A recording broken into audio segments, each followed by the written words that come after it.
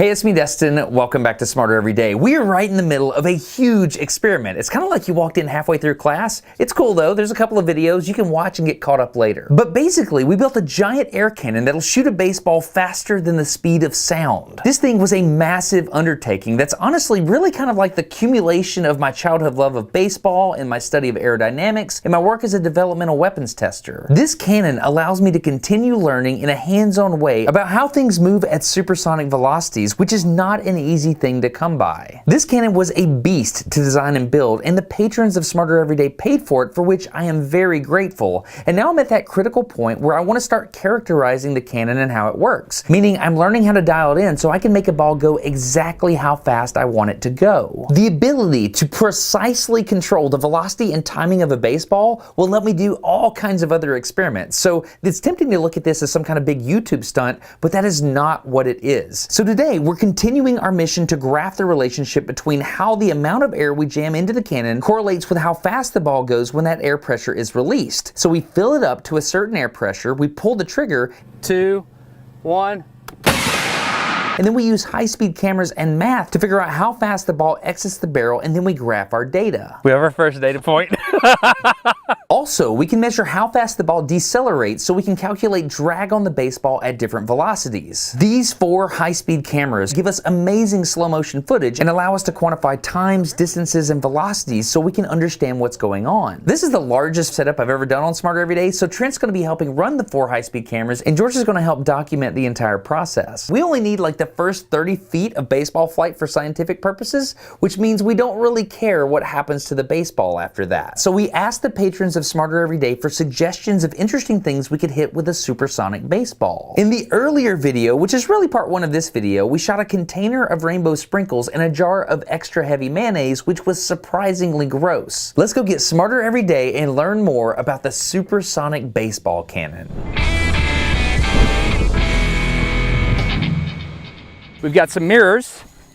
I know that seems kind of silly, but I think this is going to be one of the coolest shots. We're going to look down the barrel as it's firing. This is what I'm most excited about. Check that out. We're going to shoot. That's so loud. We're going to shoot a gong today. Wraithx has been a patron for a year. He suggests, or she suggests, 5 pounds of silly putty, and then they gave us an Amazon link to get this, and so we bought 5 of them. So the thought of shooting silly putty is that it's a non-Newtonian fluid and it should act like a solid if it is hit rapidly. So it's potentially possible for us to shatter this like glass. So like I can push my finger into it. Yeah. But then if I punch it, it doesn't make a dent. Oh, does it hurt?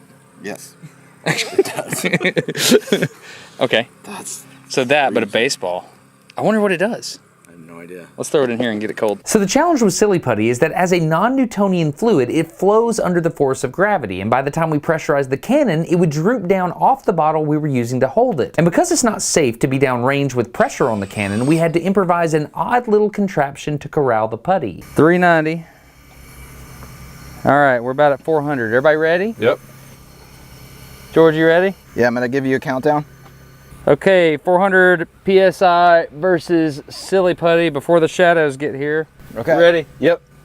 And 3, 2, 1. 2, 1.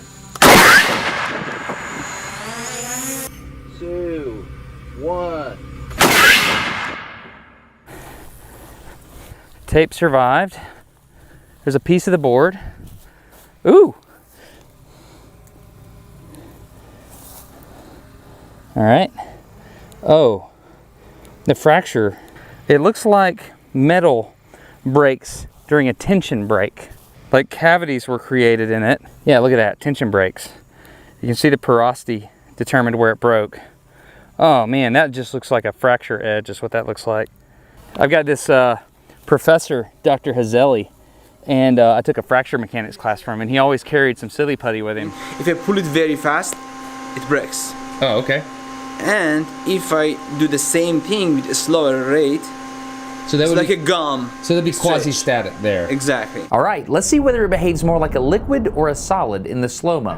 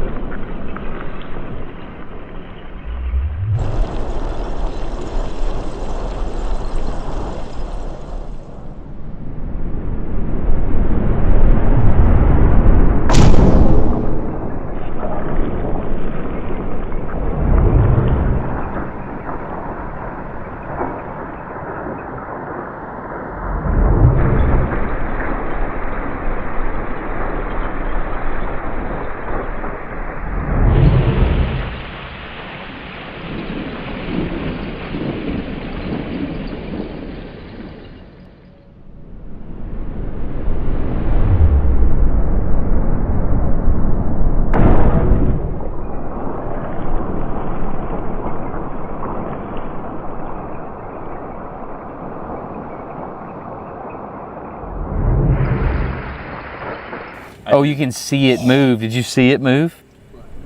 You could see the baseball move to the side.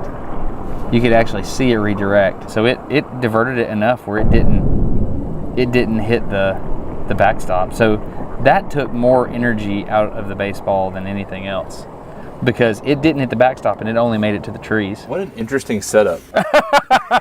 It looks like tuna.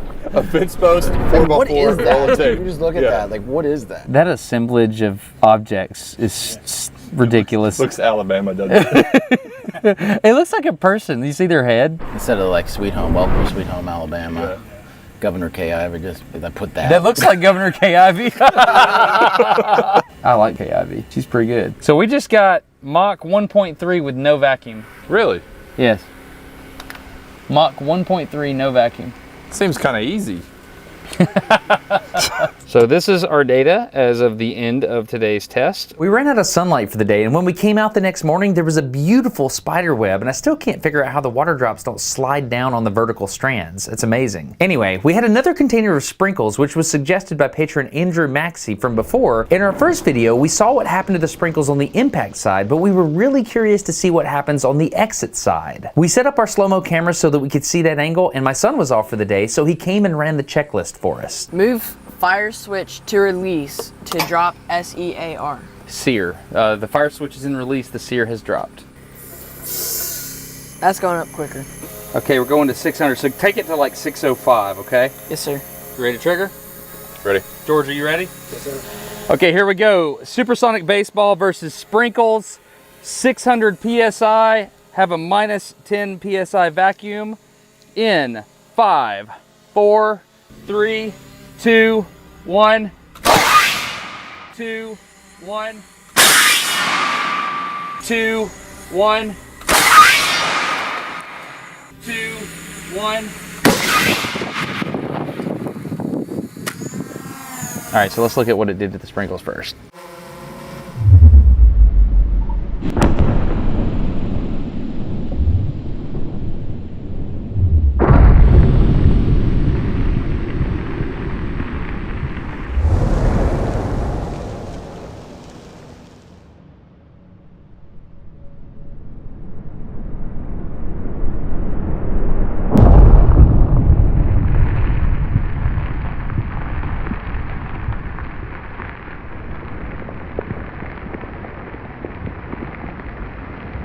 Isn't this beautiful? Okay, so there's so much to talk about here. Let me back it up way back here to right before impact. And what I'd like you to do is pick a sprinkle. And I don't know how to put it any other way, but I need you to fully commit to that sprinkle. Complete focus here. No other sprinkles exist except your sprinkle. You got one? What I'm gonna do now is I'm gonna play it forward slowly, and I want you to follow your sprinkle. I think this is so cool. I don't fully understand the mechanics of this, but pretty much every single sprinkle eventually rips apart.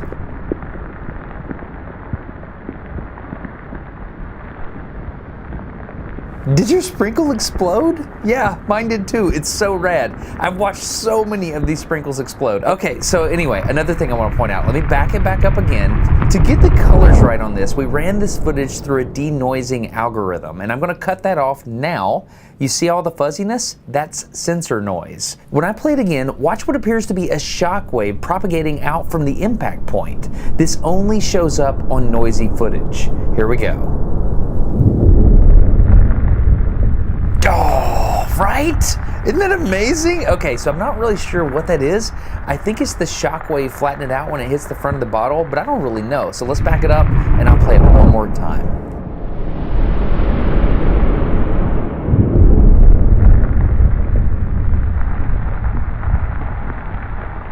If it's a line, it's gonna be right there.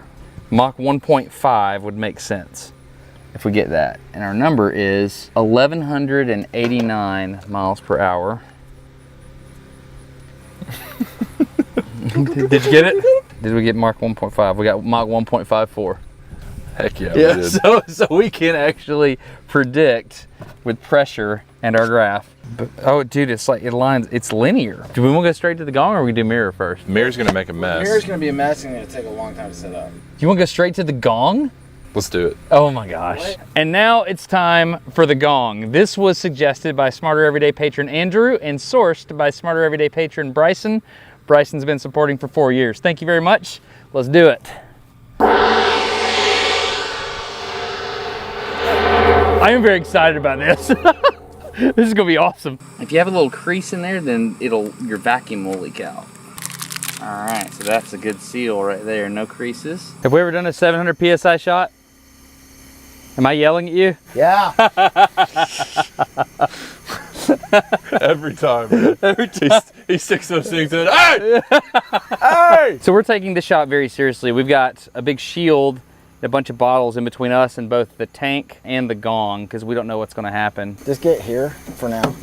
And then when we go to actually fire, you're gonna move forward with Destin, because we don't want to get a ricochet. So right now we're pressurizing the tank, so if the tank pops, we're behind steel. Then when it fires, what's the thing that's where are we gonna hit from if we get hit? Yeah, so we want to make sure we can't see that. No part of your body could see that. It's gonna be a flying guillotine. Yes, it'll just take off a finger or a whatever. Is that old movie where the guy takes off his hat, it's got razor blades in it, chucks it? Yes. You seen that? That's James Bond, right? Yeah, that's James Bond. Is it James Bond? I think that's a James Bond. Golly. Is that really James Bond? I think so. I think so. Wow. When I was a kid, I seriously overestimated the lethality of throwing stars. You relied on it in a lethal situation. Well, This is like a deep thought. Destin. G.I. Joe, people could die because of. Oh, is that us? That sounded like a gun. Oh, we lost our vacuum. Oh, okay. That's what that was. So we lost our vacuum. The tape popped. So the tape ripped. Dang, it scared me so bad. Wow, that was a like- thump. Yeah, it was. So we're going 700 with no tape. That's what we're doing now. God, that scared me. That scare you? Yeah. We were talking about like throwing stars and guillotines. Should we go to 800 since we're going? Yes. 800 would be more useful than 700 at this Yes. Okay, we're going to 800 PSI. I feel like we've been pressurizing this as long as I've been alive. We are now at the highest pressure this cannon has ever seen, 800. You ready? I'm ready. 5, 4, 3, 2, 1, fire. 2, 1, fire. 2, 1, fire. Oh my good. Where'd the gong go? All right. Oh, went right through. Wow. Oh man. Doesn't sound as good, does it? Good aim again, buddy. Oh my gosh, you crushed it.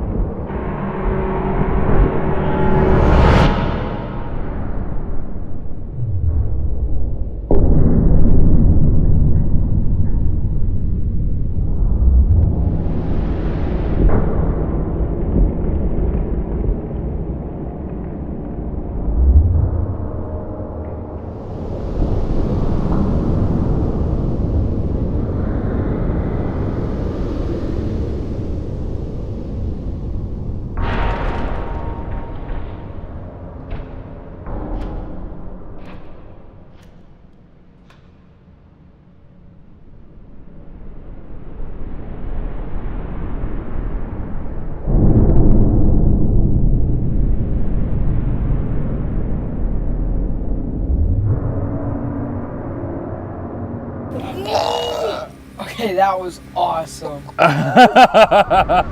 Did you see the bulge stream? That is amazing. Go back to the bulge that it did. Oh my. Gosh, it looks like water. It's Oh, see that right there? That's a thumbnail. That's where it starts ripping. You see it? That's a thumbnail. Go take a walk, dude. Yeah, this is enough YouTube for you today, young man.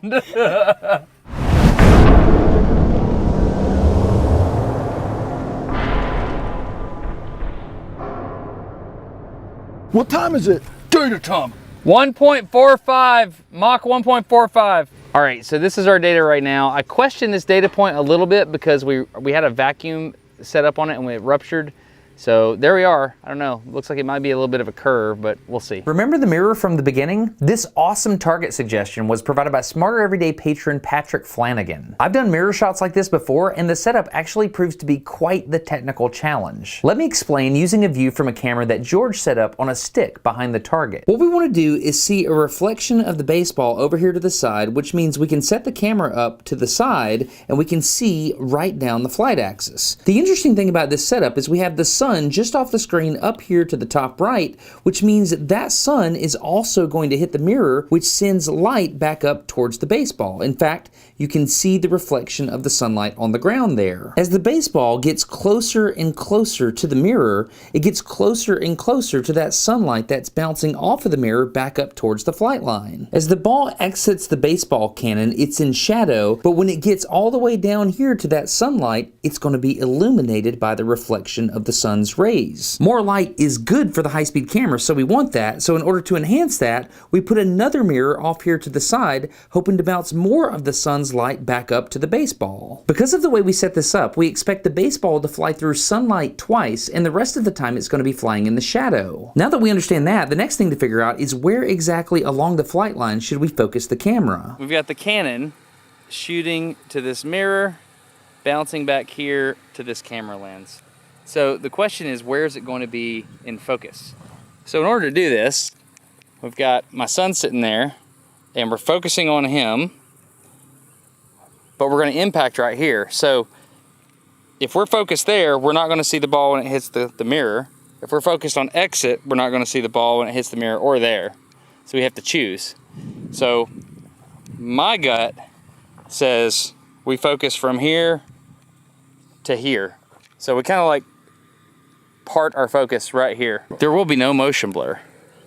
There'll be zero motion blur. We're going to be in line with it. Yeah. So we can expose as much as we want. We set the camera to 15,000 frames per second, and after one last optical alignment, we were ready for the shot. 5, 4, 3, 2, 1, fire. 2, 1, fire. We triggered on everything. All right. Starting the data. Wow. George. Dude. Holy moly. Dude, that is wild. That's when the math works right there.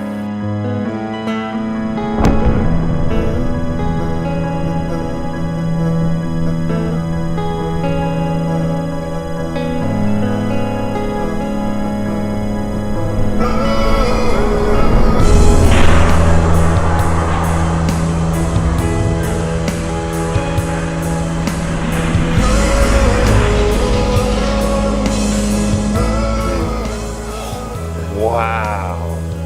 You see the... Goodness gracious. Good job, dude. That's great. I'm sorry. You I'm good? just excited. Good job aiming, son. Yeah, for real. Hey, really good job.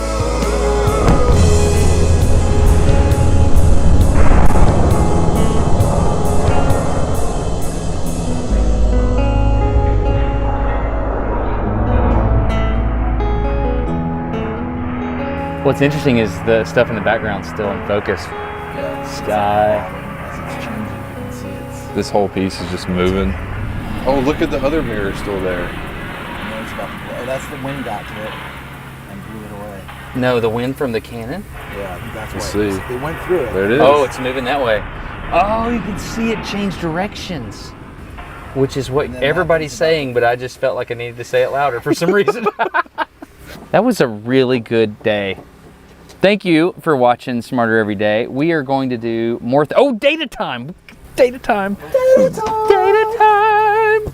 We gotta put our data on the graph. Here's 3610. You ready? Thank you for watching Smarter Every Day. We're gonna get more data to fill in our supersonic baseball cannon. That's pretty. Characterization.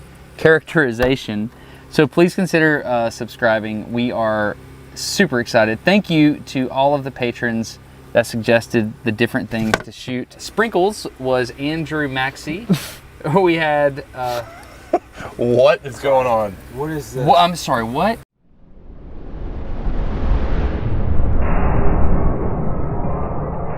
I'm sorry, is the mirror rippling like liquid? What is that? Okay, that's amazing. All right, so what I haven't told you is the reason we're getting this data is because we're going to do something crazy.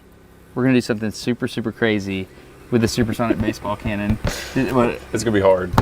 Yeah. We're going to try to do something crazy. I think we'll do it. But... We're going to try. I think it's possible, and we need this data. If it happens, it'll be the craziest shower thought I've ever had. So Yeah. I hope it works. Please consider subscribing to Smarter Every Day. We are grateful. Thanks. Oh God, that does not sound right. You know what's fun? Shooting a supersonic baseball cannon at stuff and getting really cool data. You know what's also fun? Making your own cannon. This episode of Smarter Every Day is sponsored by KiwiCo. KiwiCo is a really cool subscription service where you get kits sent to your house so a child you love can explore and learn all kinds of different STEAM concepts. KiwiCo offers 9 different subscription lines, each catering to different age groups to teach about science, technology, engineering, arts, and math. These things make fantastic gifts. Everything you need to create an awesome project comes in the kit, so you don't have to worry about running to the store and getting more supplies. It's been awesome to see my son mature as he's grown up with the kits. At this point, he's empowered. He can do the whole project on his own. In fact, he's now learning communication skills and he's helping his sister do hers. KiwiCo now ships to more than 40 countries, so if you want to check this out, go to kiwico.com/smarter and I'll let the CEO of KiwiCo, Sandra, tell you what you get with that offer. Do you know what the promo is? Yeah, you get a free crate. You get a free crate? Yeah. That's awesome. That's what you get. Straight up, you know that people on the internet do ads for stuff. I don't do ads unless I really like the product. You're gonna love KiwiCo. Kiwico.com/smarter. This is the kind of thing that's going to change a child's life. It's right here. Really? Does it have like rainbow sprinkles on it? There's a bunch of ants on it. No way. Is it really? Man, there's a bunch of ants on it. That's it. So that it turned into sugar and the ants found it before we did? Where? See them all? Oh, dude. Ooh, ow, on your ow. hand. You good? Yeah, I'm good. Does it smell like sugar? It smells good. It doesn't smell bad. You smell it. It smells like a ice cream shop.